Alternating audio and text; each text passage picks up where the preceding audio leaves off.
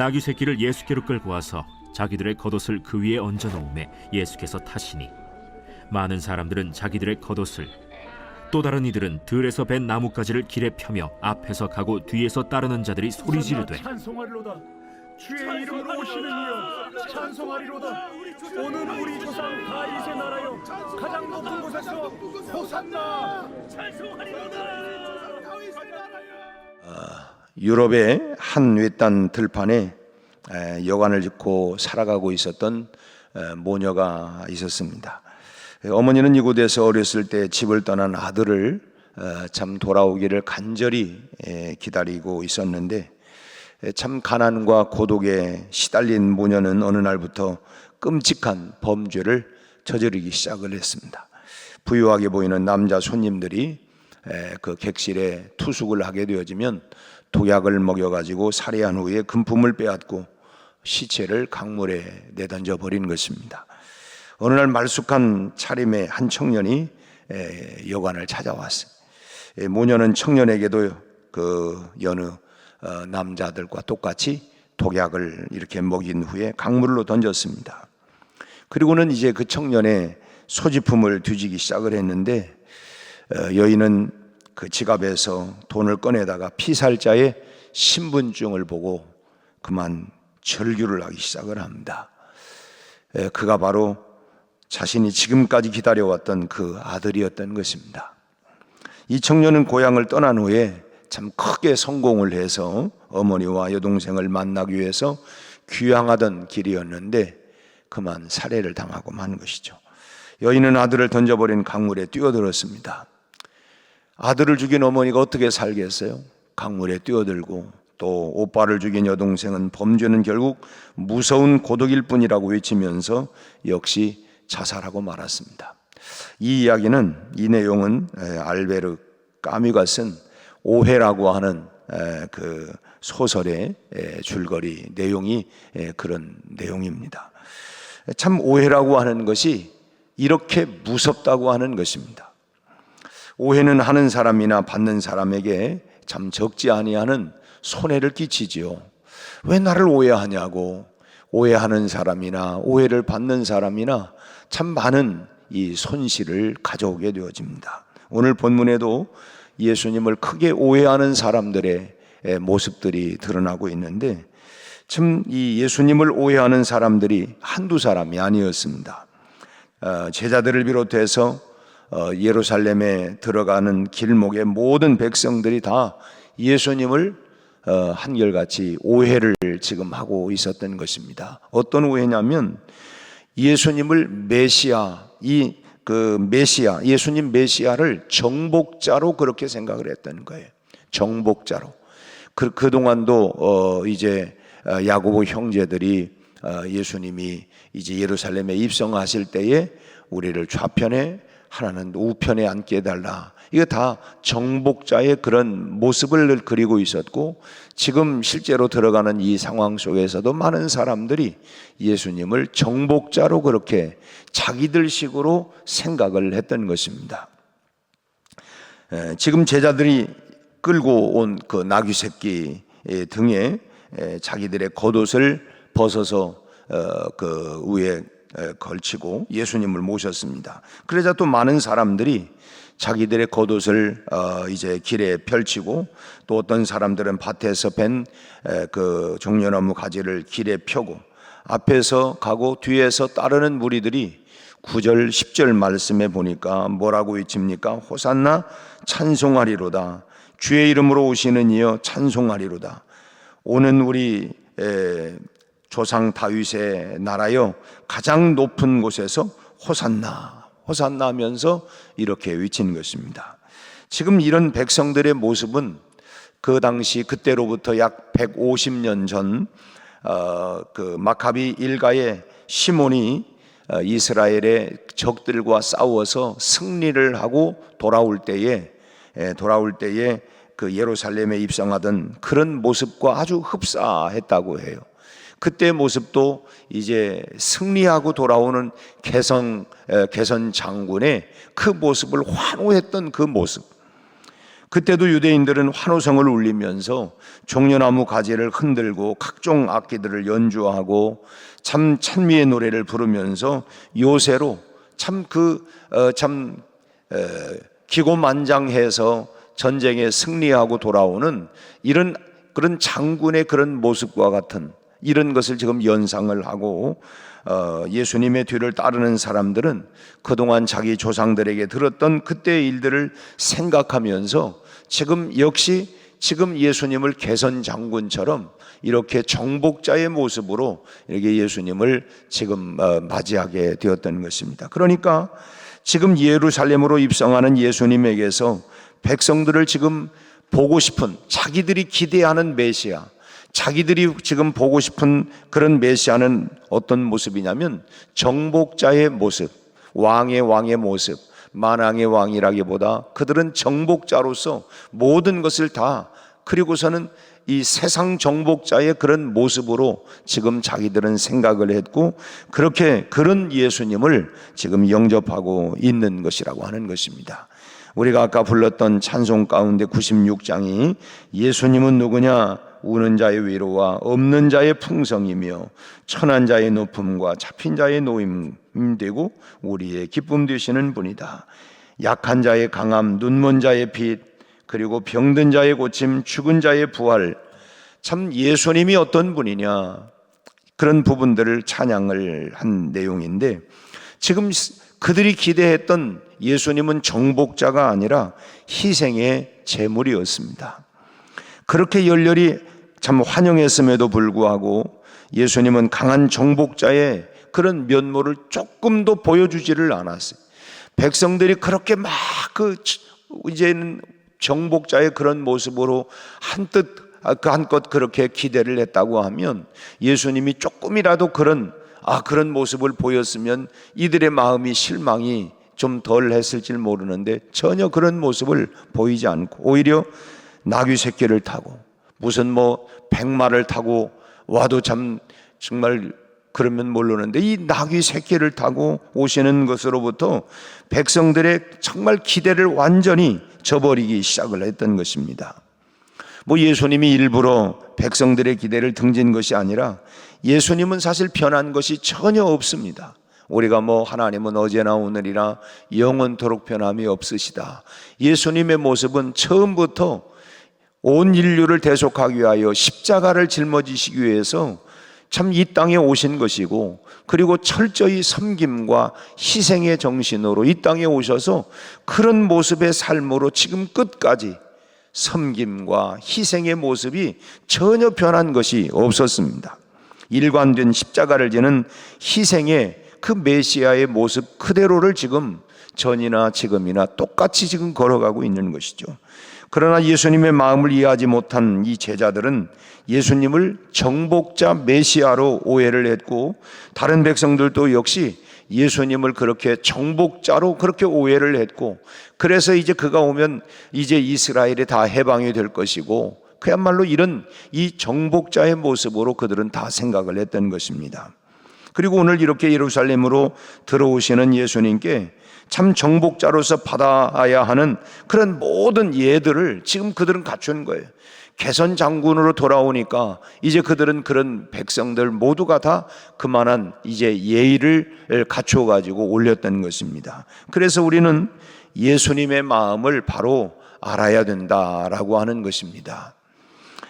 모르면 결국은 오해를 하게 되어지고 결국은 그러면 소중한 것을 다 잃어버리게 되는 것입니다. 이 까미의 그 오해라고 하는 소설과 같이 여러분 모르니까, 왜 예수님을 죽였느냐? 모르니까 오해를 했기 때문에, 그렇기 때문에 우리가 힘써 예수님을 더 많이 더 깊이 우리가 알아가야 할 줄로 믿습니다. 내 생각에 예수님은 이런 분이다, 무슨 무슨 도깨비 방망이처럼 돈 나와라 뚝딱, 금 나와라 뚝딱 하는 그런 메시아가 아니라 우리가 성경적인 예수님을 우리가 바로 알아야 되겠다고 하는 것입니다. 결국 오해하는 마음으로 그들은 발전을 했지요. 우리가 성경을 계속 읽어가다 보면 참 이해가 되지 않는 것은 백성들이 하루아침에 그렇게 변신하는 모습입니다. 오늘 이렇게 예수님의 입성을 뭐 자신들의 옷을 참 깔아가면서 환영하고 축복하고 호산나 다윗의 자손이요 열렬하게 그렇게 참 환영했던 백성들이 며칠 후에는 예수님의 대적이 되어가지고 예수님을 십자가에 못 박으라고 그렇게 소리를 쳤다는 거예요. 하루아침에 이 사람들의 마음이 완전히 싹 변하게 되었던 것입니다. 이유는 뭡니까? 내가 생각했던 메시아가 아니다. 내가 기대했던 자기들의 마음으로 그렇게 생각했던 그런 모습이 아니니까 하루아침에 변모를 해버리고 만 것이죠. 참 물론 그 바리새인들의 선동으로 인해서 백성들의 눈이 먼 것도 생각해 봐야 되겠지만은 또 하나의 이유는 백성들에게 있는 것입니다. 그 이유는 뭐냐면 커다란 기대에 대한 실망에서부터 오는 혐오감이었던 것입니다. 사실 정치하는 것도 그렇잖아요. 지금 요즘 뭐 대통령 물러나야 된다, 탄핵해야 된다고 하는 것도 결국 뭐냐면 우리가 생각하고 기대했던, 백성들이 기대했던 그런 모습이 돼야 되는데 내가 생각하고 기대했던 그런 모습이 안 되면, 물론 여기 앞서도 말씀드린 것처럼 참 바리새인들의 선동으로 예수님을 죽여야 된다고 하는 그런 이 선동도 있었지만 백성들의 마음 자체도 자기들이 기대했던 그런 정복자의 모습이 돼야 되는데 그런 모습이 아니었기 때문에 두 가지가 있어요. 선동하는 사람도 있고 내 기대가 미치지 못한 이런 부분들 때문에 오늘날 모습도 다 그런 거 아니겠습니까? 선동하는 사람도 있고 또 우리가 기대하는 그 기대만큼 미치지 못하는 모습도 있기 때문에 이런저런 모습들이 참 역사의 비극들이 자꾸만 반복이 되는 것이죠. 예수님이 입성하실 때만 해도 백성들은 예수님이 정복자로서의 메시아라고 하는 것을 그대로 확신했어요. 그래, 이분이 들어가기만 하면 이제는 참 모든 것 끝이다. 그렇게 기대를 잔뜩을 했던, 이분이 정복자로 가서니까 이제는 모든 것 고생 끝, 이제는 뭐 이런 기대를 잔뜩 했던 거예요. 그래서 대대적인 환영 행사를 벌인 것입니다. 그런데 예수님의 행적이 백성들을 실망시키는 거예요. 기대만큼이 아닌 거예요. 고작 그거밖에 아닌가. 점점 더 예수님이 자신들이 생각했던 그런 정복자로서의 메시아가 아니라고 하는 생각이 들자 그 기대가 고스란히 이제는 미움으로 바뀌어버린 것입니다. 기대감이 미움으로, 실망이 오니까 이제 미움으로 한순간에 바뀌어져 버리게 된 것입니다.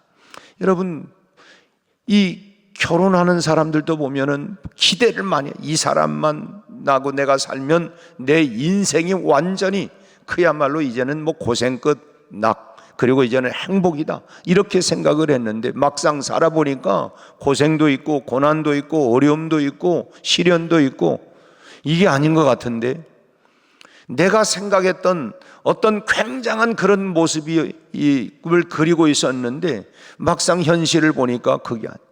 여러분, 우리 인생은 파라다이스를 우리가 늘 생각을 해요. 그러나 여러분, 우리는 다시 예수님을 봐야 하고 우리가 다시 그래서 참 지금 이 백성들이 결국은 뭐냐면 하루아침에 이 변모했던 것은 자기들의 기대가 미치지 못했기 때문에 순간 예수님을 십자가에 못 박아라, 십자가에 못 박으라고까지 외치게 되었다고 하는 것입니다. 열렬하게 환영을 하고 세웠던 그 사람들이 당장 이제는 십자가에 못 박아야 된다 라고 이렇게까지 지금 외치고 있다고 하는 거예요. 어디서부터? 오해에서부터. 여러분, 우리는 오해라고 하는 것은 이렇게 결국은 큰 증오로 바뀌어질 수가 있다고 하는 거예요. 내가 사랑했지만 오해를 하게 되어지면 그 사랑이 결국은 증오심으로, 아주 무서운 증오심으로 변모할 수가 있다고 하는 것입니다.